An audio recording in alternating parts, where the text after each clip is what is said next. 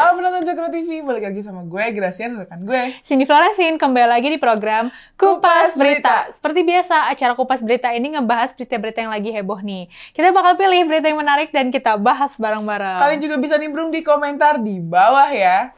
Oke, kita masuk ke berita pertama nih, Gra. Jadi heboh banget nih dari kemarin tuh ada berita kalau Ketua Umum Partai Kebangkitan Bangsa atau PKB nih, Pak Muhaimin Iskandar alias Caimin ini buka suara soal kunjungannya ke kediaman Habib Rizik Syihab. Nah, Caimin ini infonya ke sana bareng sama Baca Pres Pak Anies Baswedan. Nah, ini emang bikin heboh banget lah ya di berbagai platform sosmed tuh kayak aduh politik identitas lagi nih gitu kan. Nah, Caimin nih negesin kalau kehadirannya itu cuma buat jadi saksi pernikahan putri dari Rizik ini gitu loh. Tapi di luar konteks kehadirannya ini nih, dia bicara soal persatuan juga. Sedekat itukah berarti sampai mau jadi saksi apa gimana nih? Emang dia bilang apa tuh soal persatuan? Nah, katanya nih, sekeras-kerasnya perbedaan pandangan, saya mengajak semuanya untuk berdiri sejajar. Nggak ada yang menafikan satu dengan yang lain gitu deh. Waduh, emang boleh seberbeda pandangan itu. Tapi ya infonya Partai Kebangkitan Bangsa atau PKB ini ya ngebenerin nih, kayak dikonfirmasi pertemuan antara Pak Anies Baswedan, Caimin, sama Rizik Syihab. Cuma ya katanya PKB ini ya negesin kalau pertemuan itu ya bukan buat pertemuan politik. Tapi ya menurut gue pribadi sih ya, itulah ya, menurut gue sih tinggal nunggu waktu aja sih kan. Pasti kayak ujung-ujungnya ya udah tau lah, ayat mayat lagi, politik identitas lagi. Aduh, pusing kepalaku. Ya walau katanya cuma menuhin undangan mah, ya yang lain pasti mikirnya ya udah pasti ke arah sana gitu. Nggak semudah itu, Besti. Lu tuh kan bermain politik nih. Ya pasti ada lah pemikiran-pemikiran kayak gitu dan ada maknanya juga. Benar-benar. Masalahnya nih, Gra, kan katanya undangan terbuka nih. Tapi kenapa yang datang cuma bacawa pres ini nih sama baca pres ini. Yang lain kemana nih? Pak Ganjar sama Pak Prabowo juga katanya kan mungkin diundang katanya siap. Tapi kenapa nggak datang? Apa ini sebuah kebetulan? Oh, tentu tidak. Oh, tentu tidak. Ya, kalau ngelihat dari track record hubungan Pak Anies sama Rizik ini ya nggak mungkin lah sekedar silaturahmi biasa.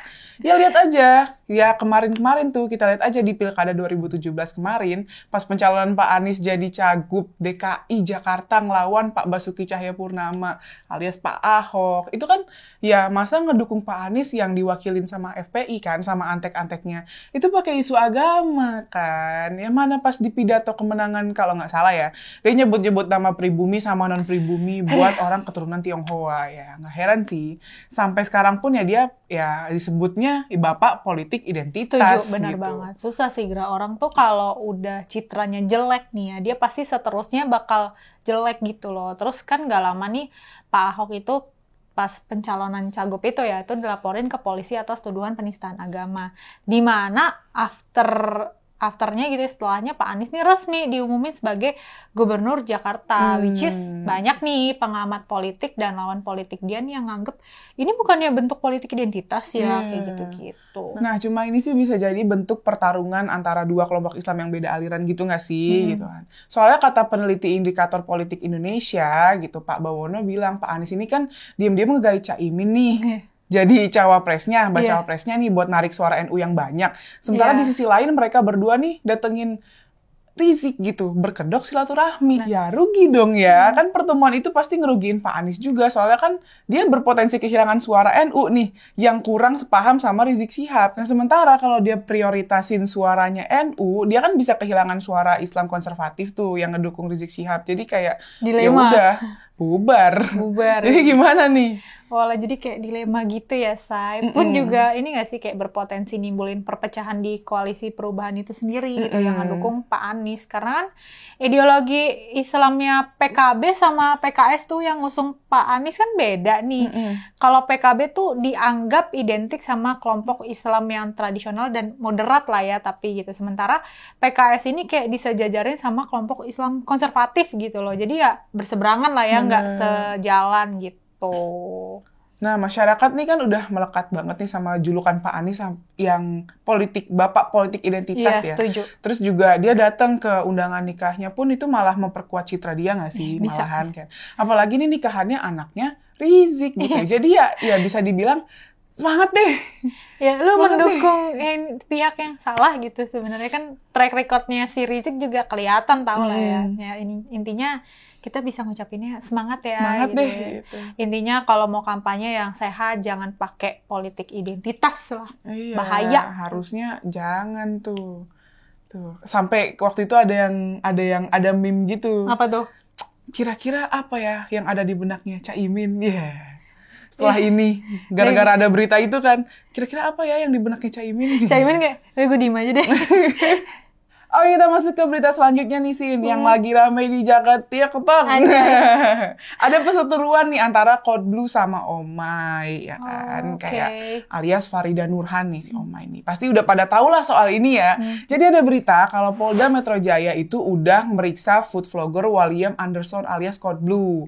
Dia kan ngelaporin tuh atas pencemaran nama baik yang diduga dilakuin sama Farida Nurhan. Jadi udah diperiksa nih. Penyidik ngelontarin 20 pertanyaan ke Coldblue terkait laporannya tentang dugaan pencemaran nama baiknya melalui media elektronik. Udah diproses nih. Oke, jadi lagi diperiksa lah ya. Waduh. Udah diproses guys ternyata. Jadi ini buat kalian yang nggak tahu nih, awalnya kan ada konten review jujur tuh dari TikToker namanya A Juju kalau nggak salah. Nah dia nih nge-review restoran Madun Oseng Nyakopsa, terus viral lah kan di TikTok, banyak yang pro sama yang kontra gitu. Gue tahu sih sebenarnya yang bikin viral itu katanya yang harganya yang pricey gitu, sama yang gue lihat di videonya tuh kalau misalkan mau take away dikasih bungkus pakai kresek merah gitu. Yang ngeliat ya itu ya. Ya, jadi kesannya kayak nggak higienis. Nggak higienis. Ya, nah habis itu si Coldblue nih dibikin review juga lah akhirnya ke tempat itu. Cuma emang sadis gitu, kata-katanya pedas gitu. Katanya cumi saus padangnya nggak amis tapi nggak fresh. Terus juga bilang Fuyung Hai-nya tuh benyek-benyek kayak gumpalan muntah dikasih bumbu saus manis gitu. Pokoknya ya kejam lah ya gitu. Terus juga soal pas take away, si Coldblue ini tuh dikasih dipakeinnya styrofoam gitu loh. Sedangkan ada ibu-ibu lain nih, pelanggan lain malah dikasih kresek doang, kresek merah itu. Terus ngeluh juga tadi tuh soal harga yang emang mahal banget dan nggak worth it lah gitu sama pelayanannya. Nah ya sih, ini habis itu barulah si Farida Nurhan ini nongol. Sebenarnya awal gue lihat videonya si Farida Nurhan ini ya di TikTok tuh kayak langsung unrespect gitu sih menurut gue, kayak soalnya dia body shamingin Coldblue gitu. Awalnya kan dia belain ya yang punya resto si Nyakopsa itu kan gara-gara katanya humanity gitu. Ibarat food vlogger itu kan ya sama-sama cari uang dari situlah gitu. Iya, Tapi yang sangat gue sayangkan adalah kenapa harus body shaming sampai yang ketawa-ketawa ya kayak gitu. Kayak jujur kemarin gue juga karena gue lihat si Farida Nurhan juga ngedoxing, gue kayak unrespect jadinya karena gue sempat kena doxing kan kemarin gitu.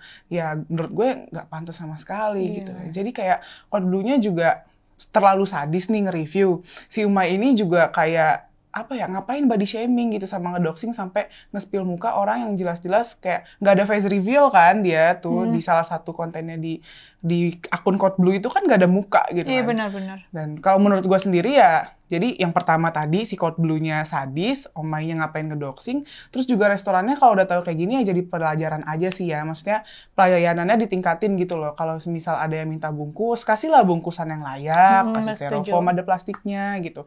Pelayanannya juga diperbagus. Jadi kayak ya berbagai hal gitu loh, kayak itu bercabang gitu. Kalau menurut lu gimana sih? Setuju sih, karena dari berbagai pihak sebenarnya masing-masing nih salah gitu. Setuju banget ya, namanya bikin konten review itu kan, ini gue lihat dari sisi food vlogger ya, kayak nggak semua rumah makan nih, setahu gue even restoran bintang 5 nih kayak setuju gitu rumah makannya dijadiin konten kan. Paham gak lu? Kayak istilahnya setiap food vlogger setahu gue ya harus ada semacam perjanjian lah ya, atau minimal izin lah. Jadi nggak asal lo datang, nih gue mau review gitu kan, nggak. Iya. Nah, mana kalau nggak salah nih, kalau nggak salah denger ya, gue tuh pernah lihat kasus salah satu food vlogger yang terkenal, udah mesen banyak, pas dikasih tagihan pembayaran nggak mau bayar, gegara, kan saya food vlogger terkenal, ini sama aja di endorse, ngapain saya bayar? Toh restoran Anda pasti terkenal. Nah itu jangan ya guys ya, kalian sebagai food vlogger nih harus punya tata krama juga. Bener. Lu bilang aja kalau kagak ada duit gitu.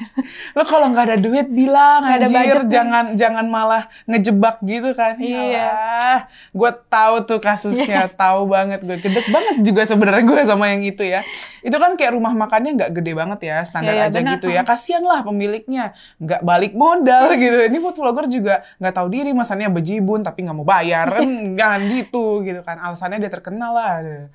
Aduh, jangan sombong lah. Ingat food vlogger itu ya sama aja kayak influencer lain, cuman emang konten lo kayak nge-review makanan harus ada tata krama juga gitu. Izin dulu kalau mau bikin konten. Kecuali lo cuma mau mukbang aja ya, maksudnya kan makan doang gitu kan. Dan lo nggak nge-spill apa ya ratingnya. Kadang kan ada food vlogger ratingnya segini per segini, itu kan enggak. Kalau mukbang ya makan aja gitu. Dan food vlogger ini juga harus punya value nggak sih? Jadi nggak asal main nge-review aja gitu. Benar. Nah, ini ada beberapa hal yang menurut gue kayak harus diperhatiin para food vlogger ya. Ini menurut gue pribadi. Pertama kayak lo izin dulu nggak sih sama pemilik rumah makannya kalau emang kalian mau nge-review gitu. Karena yang tadi gue bilang, ada beberapa restoran yang cenderung nggak mau dibuat review gitu. Dan kalau istilahnya nih si food vloggernya tetap nekat tuh jatuhnya kayak pencemaran nama baik nggak sih gitu kan. Nah, yang kedua nih, review jujur menurut gue boleh banget gitu. Asal kritikan yang kalian sampein tuh konstruktif gitu, alias membangun dan nggak menyakiti pihak manapun lah, terutama ya tadi pihak restoran kan jatuhin nama baik nggak sih. Misalnya nih kayak kasusnya si Cold Blue kan dia bilang fuyung hai-nya benyek, ya kasih saran dong solusi diolahnya nih harus gimana, apa harus fresh kah atau harus diapain dulu, jangan cuman ngatain doang gitu. Dan itulah yang pentingnya food vlogger nih harus kasarnya bersertifikasi nggak sih, biar jelas juga nih gitu. Jangan asal review doang. Dan yang terakhir adalah bayar makanannya ya. Apalagi kalian review makanan di restoran UMKM. Jangan mau yang gratisan. Emang lu siapa sih? Nah, anak presiden kah? Lo. Anak presiden aja istilahnya makanan masih bayar. Pak Jokowi aja makan bayar. Iya, dan menurut gue juga ini, pentingnya tahu, misalkan kategorinya misalnya bintang 5. Jangan disamain sama UMKM. Maksudnya kayak per kategori itu beda-beda gitu loh untuk review makanan. Kan pasti ada juga nih kayak misalnya Korean food, kan nggak bisa tuh. Nggak bisa disamain sama Japanese food. Maksudnya kayak, ya lu ngerti lah posisi-posisi di mana lu harus nge-review gitu. Kalau semisal nih UMKM yang baru merintis gitu, lo sandingin sama bintang 5, kan nggak bisa kayak gitu. Maksudnya harus tahu posisinya gitu loh. Setuju. Well, semoga aja kasus ini bisa berakhir damai ya. Dan ini juga bisa jadi pembelajaran nih buat kita semua yang mau, misalkan yang mau jadi food vlogger gitu. Harus jadi food vlogger yang bermanfaat lah, sekaligus punya value. Biar kita juga bisa terinfluence kan, oh ini enak nih gitu. Jangan asal ngomong doang, kayak tong sampah nggak ada isinya. Kayak misalnya nge-review gini loh, ini makanan sebenarnya enak tapi apa. Jadi kayak kasih saran lah ke penonton. Tapi kayaknya ini pas gue makan udah agak dingin deh, agak atau dingin. Gimana. Ya, saran aja sih kalau buat kalian yang emang sebenarnya suka makanan ini silahkan datang. Tapi kalau nggak, ya udah, jangan kesannya juga menjatuhkan nama restoran itu sendiri. Dan mungkin ya ini juga bisa jadi pembelajaran penting buat restoran-restoran ya, biar kalaupun ada saran kritik ya diperbaiki pelayanannya. Bisa jadi masukan, saran. Kadang kayak tiap restoran tuh punya, ayo Kak, silakan masukkan sarannya dari gue sering tuh beberapa kali gue datang ke restoran yang istilahnya tuh kayak, ayo Kak, ada saran kritik, masukan nggak Kak dari pelayanan kami gitu. Kayak apalagi yang baru merintis gitu, biasanya kan ada yang kurang nggak gitu. Pelayanannya kan. Gimana, rasanya gimana. Juga sering tuh. Benar. Mantap. Oke, sekarang kita masuk ke bagian bacain komentar para penonton Coklat TV ya. Nah, komentar pertama dari Iketut Budiana 2257 di video yang lagi viral yang judulnya Anies Pepet Rijik, alamat politik identitas bakal dimainkan. Komentarnya gini nih. Kalau capres menggunakan politik identitas, jangan pilih. NKRI harga mati seperti logo yang tercantum di burung Garuda lambang negara kita. Bhinneka Tunggal Ika. Maknanya adalah berbeda-beda tapi satu jua. Kalau politik identitas tidak mungkin menerima keberagaman. Bravo Ganjar Pranowo, Presiden RI 2024 sampai 2029. Aduh. Tuh kan, kita bilang juga apa? Tuman kan udah pasti tinggal tunggu waktunya aja. Setuju. Agama dipakai buat kampanye. Kalau dari kemarin ya kubu sebelah ya mungkin masih anteng-anteng lah ya. Dikira udah selesai kayak gitu mereka. Tentu tidak. Tunggu waktunya aja, ntar juga muncul. Nah ini kan muncul nih mulai nih. Tipis-tipis. Ntar yang ini muncul, ntar yang satunya muncul. Iya, ntar ada lagi nih abis ini nih. Kita tunggu aja. Atu-atu kan. Atu-atu muncul. Lanjut.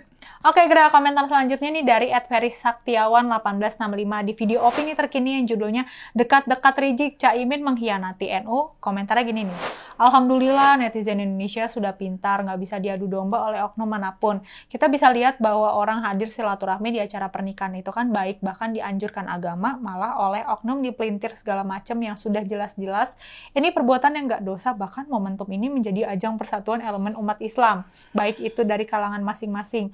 Mudah-mudahan kita semua dijaga akal sehat, karena dengan akal sehat negara akan selamat. Mohon maaf ya, bukan masalah akal sehatnya gitu loh.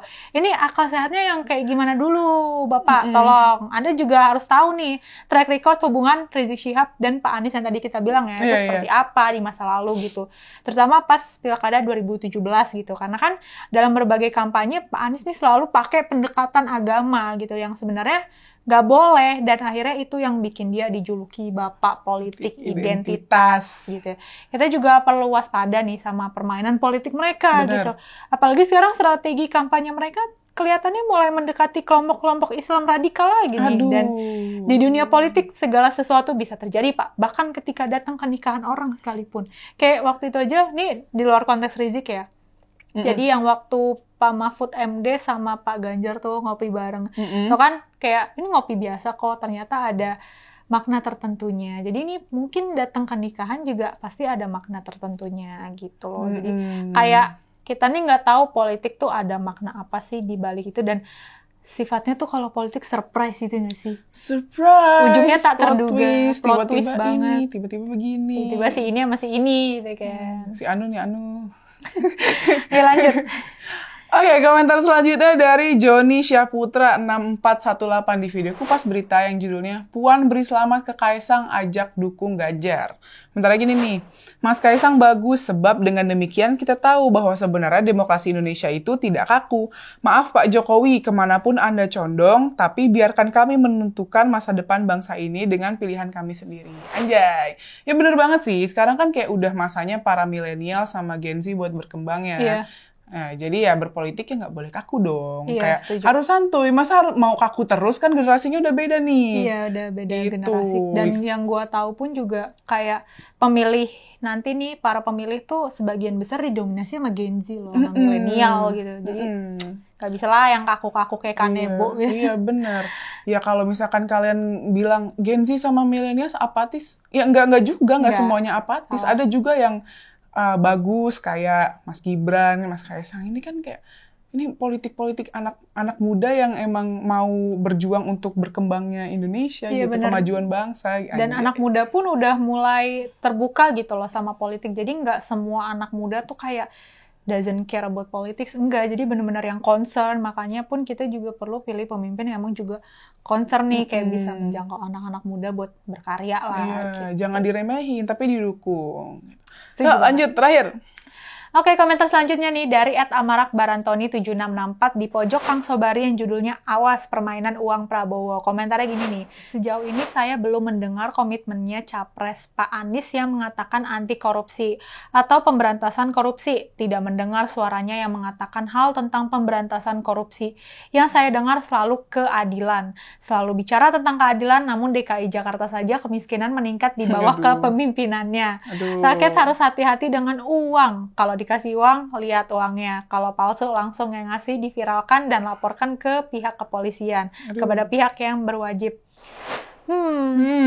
Bener sih, kok dia kayak nggak ngomong-ngomong soal korupsi ya? Kemana nih gitu? Padahal korupsi ini berpengaruh loh terhadap pertumbuhan ekonomi suatu negara gitu. Kalau misalnya nih baca presnya ini ngomongin keadilan mulu gitu, ya berantaslah dulu akarnya gitu, yaitu korupsi. Kalau korupsi berkurang, otomatis rakyat sejahtera. Betul. Dan menurut gue itu salah satu bentuk keadilan gitu. Jadi jangan ngomong keadilan apa, tapi korupsinya aja nih akar terberatnya nggak diberantas nih. Susah. Keadilan, tapi kan padahal harusnya ini nih masalahnya ini korupsinya dulu. Uang rakyat dipakai gitu buat yang enggak. Apa jajanan korupsi itu adil? Tidak. Ninu. Oke, mungkin itu aja beberapa komentar menarik yang ada di channel Cokro TV. Jangan lupa like, comment, subscribe channel ini. Stay tune terus di program kita di Kupas Berita. Tunggu. Jangan lupa dong nyalain notifikasinya supaya kalian nggak ketinggalan video-video Kupas Berita di channelnya Cokro TV, guys. Bye-bye!